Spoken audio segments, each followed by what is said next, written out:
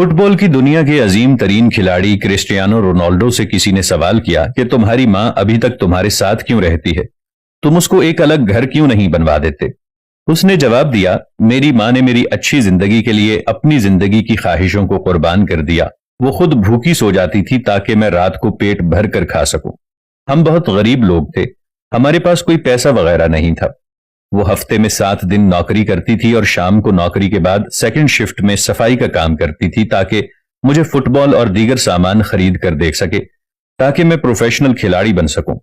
میری ہر کامیابی اسی کی مرہون منت ہے۔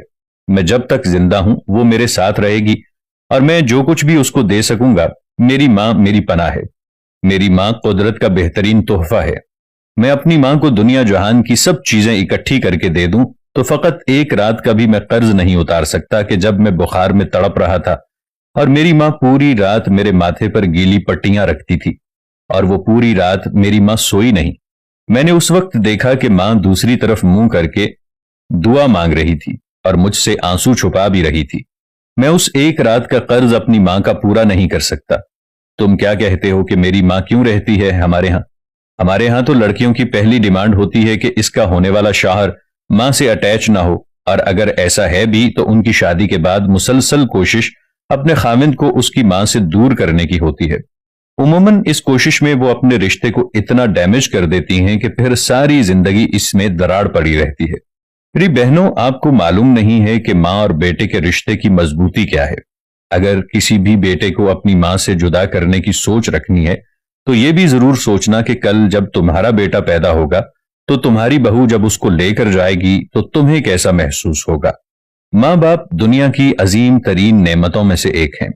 میں اپنی بہنوں کو اتنا سمجھانا چاہتا ہوں کہ جس گھر میں ماں باپ ہوتے ہیں برکت اسی میں ہوتی ہے۔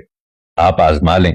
ایک اور بات یاد رکھیے کہ جو بھی عورت اپنے خاوند کی عزت نہیں کرتی، جان لینا اس کی ماں بھی اس کے باپ کی عزت نہیں کرتی ہوگی۔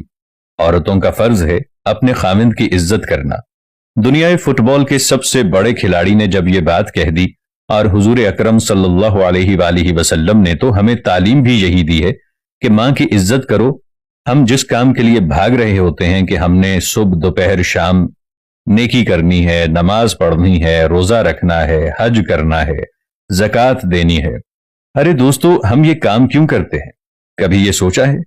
فقط اس کا ایک نتیجہ ہونا چاہیے کہ ہم جنت حاصل کرنے کے لیے یہ سب کام کرتے ہیں۔ تو دوستو، جنت تو تمہاری ماں کے پیروں کے نیچے اللہ نے رکھ دی ہے۔ اللہ تبارک و تعالی سے یہ دعا ہے کہ جن کے ماں باپ زندہ ہیں ان کو لمبی صحت والی عمر عطا فرما، اور جن کے والدین اس دنیا سے انتقال فرما گئے ہیں ان کو جنت الفردوس میں اعلیٰ مقام عطا فرما۔ آمین یا رب العالمین۔